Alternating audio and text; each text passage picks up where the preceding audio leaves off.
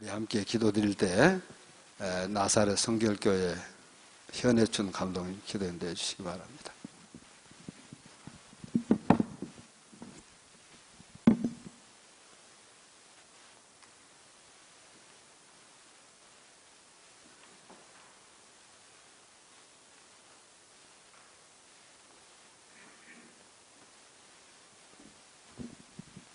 전능하신 하나님, 이 땅에 하나님이 귀한 복음을 전파해 주셔서 오늘 한국교회가 이렇게 크게 성장 발전할 수 있도록 인도해 주신 것을 감사합니다.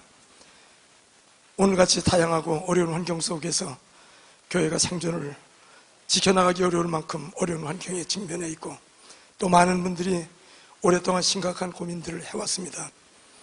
특별히 오늘 우리 목회자협의회 특별윤리위원회 주최로 갖게 되는 이 특별한 강연에 하나님 같이 해주셔서 오늘 여기 참여한 모든 분들이 한국교회를 염려하고 같이 기도하는 것처럼 아버지 좋은 응답을 받는 귀한 시간으로 인도해 주시기를 원하고 간절히 기도하옵나이다. 귀한 강사님도 선정해 주셨사오니 말씀을 전할 때마다 우리의 심령에 새로운 아버지 축복의 시간이 될 수 있게 도와주시고 또 깊은 감동과 은혜의 시간으로 인도해 주옵소서. 오늘 모든 순서 절차를 주님이 주장해 주시고 함께 하시기를 원합니다. 예수님 이름으로 간절히 기도하옵나이다. 아멘.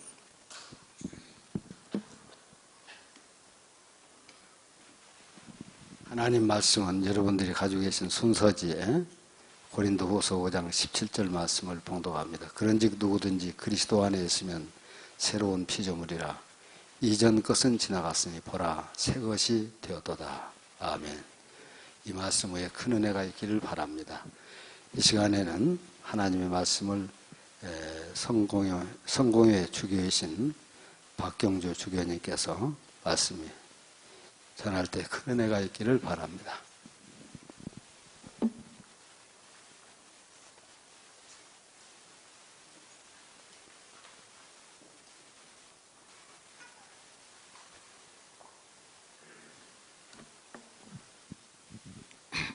네, 얼마 전에 한국교회 원로 목사님들의 대화 모임에 참여한 적이 있습니다.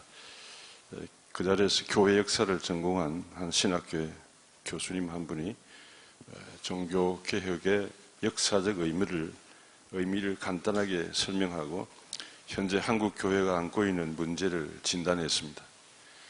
중세 시대에는 교회의 정점에 교황이 군림하여 구원의 독점권을 행사하고 있었다면 지금의 한국 교회의 정점에는 만몬이 지배하고 있다고 진단했습니다. 이 사회를 지배하고 있는 천민 자본주의적 욕망과 탐심이 고스란히 교회에 들어와서 우리도 모르는 사이에 복음의 가치를 몰아내고 있다는 것입니다. 그리고 그 해결책으로 이분은 근원으로 돌아가자고 말했습니다. 근원으로 돌아가자는 뜻은 로마 가톨릭의 부패에 맞서서 개혁을 부르짖었던 원천적인 힘은 하나님의 말씀에서 나왔으니 한국교회도 말씀으로 다시 돌아가 부활 생명이신 예수 그리스도의 교회로 갱신되어야 한다는 것입니다.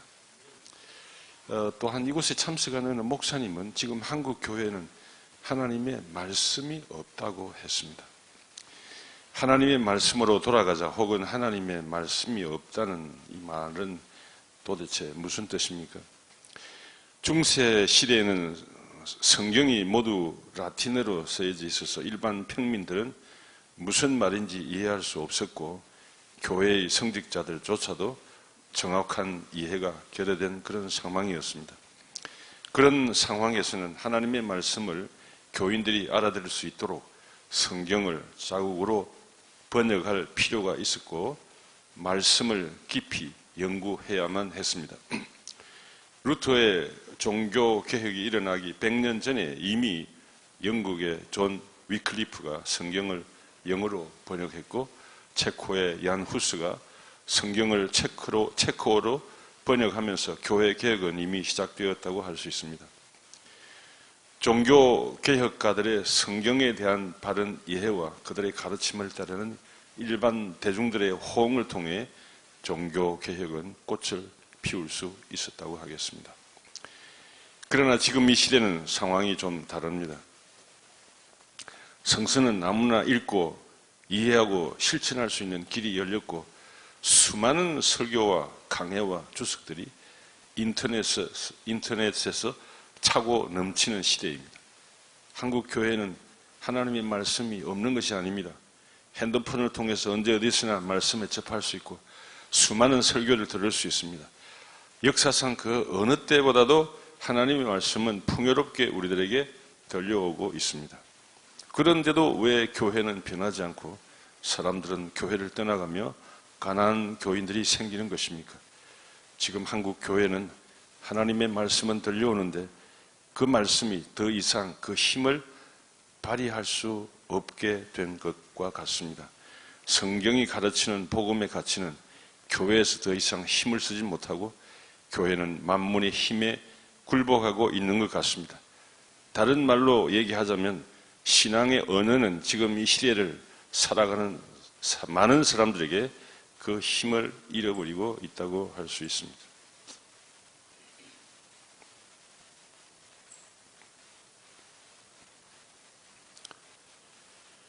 교회 안에 하나님의 말씀은 들려오고 신앙의 언어는 흘러 넘치는데 그 말씀이 오늘 살아가는 교회 공동체의 삶에 올바른 영향을 끼치지 못한다면 이것은 무엇이 잘못된 것일까요?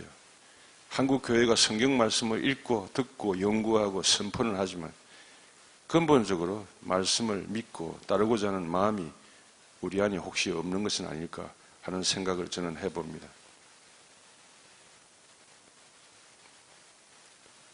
우리가 이 세상의 가치에 마음을 빼앗겨 말씀을 올바로 깨닫지 못하고 근본적인 변화에 이르지 못하고 있는 것이 오늘 우리 한국교회의 실정이 아닐까 저는 그렇게 반성을 해봅니다.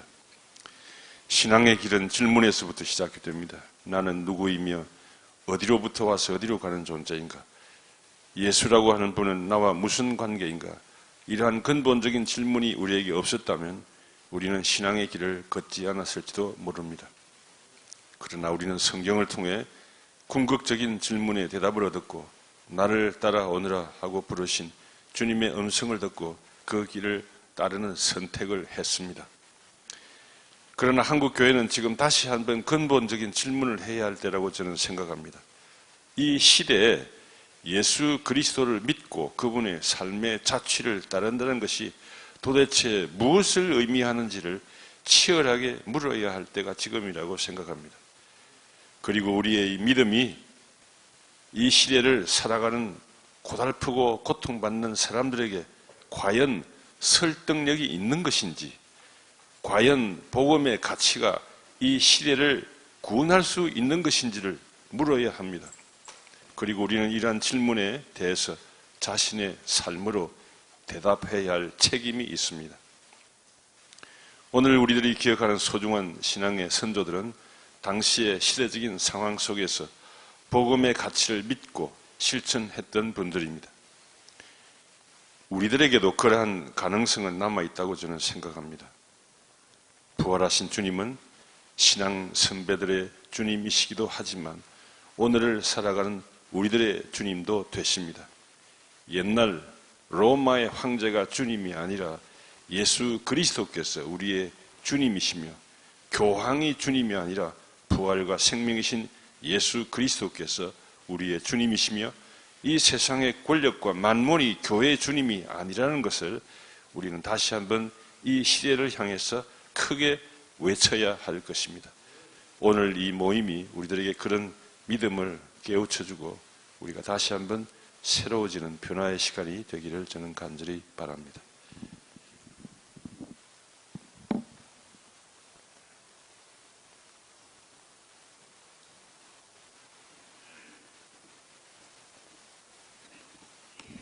여러분 오늘 아침에 이렇게 참석 많이 해주셔서 감사합니다. 우리 한국기독교 목회자 윤리위원회는 지금부터 한 5년 전쯤 해서 한국기독교 목회자들이 한국교회 개혁의 대상이다. 한국교회 목회자들이 갱신되고 변화되어야 되겠다. 이렇게 해서 만들어졌습니다. 그래서 각 교단에 한 분씩 존경받는 목사님들을 위원으로 해가지고 그동안 우리가 활동을 해왔는데 전혀 우리 목회자들의 윤리생활이 변화되지 못하고 있다고 하는데 우리가 큰 충격을 받고 지난번 모여서는 우리 선배들 가운데 훌륭한 신앙을 갖고 훌륭한 생활을 한 보물들이 많이 있는데 우리들은 그 보물들을 사장시키고 우리들 나름대로 예수를 믿는 그런 사람들이 돼가지고 자기 소견대로 한 사사시대 사람들처럼 한국교회가 타락일로에 놓이게 되었습니다. 이태리의 위대한 성자 성 프란시스, 그는 위대한 삶을 살았는데 그의 위대한 삶은 가난입니다. 가난. 그를 담겠다고 나온 사람이 지금 교황 프란시스코 교황인데 이 교황은 전 세계 가톨릭 교회 개혁 운동을 하고 있습니다. 그 가톨릭 교회는 과거에 개혁의 대상이었는데 오늘날 새로운 위대한 인물을 교황으로 뽑고 그 교황이 전 세계 교회를 추동하면서 개신교에도 큰 충격을 주고 있는데 우리들이 변화되지 않으면 안 되겠다 하는 생각을 갖습니다.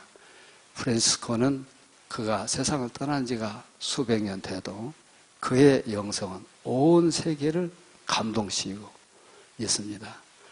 우리가 우리나라에도 그런 훌륭한 사람들이 오늘 발표하게 되는 세 분, 이분들보다 더 많은 분들이 있는데 우리는 이번엔 이성복 목사님과 장기려 박사님과 또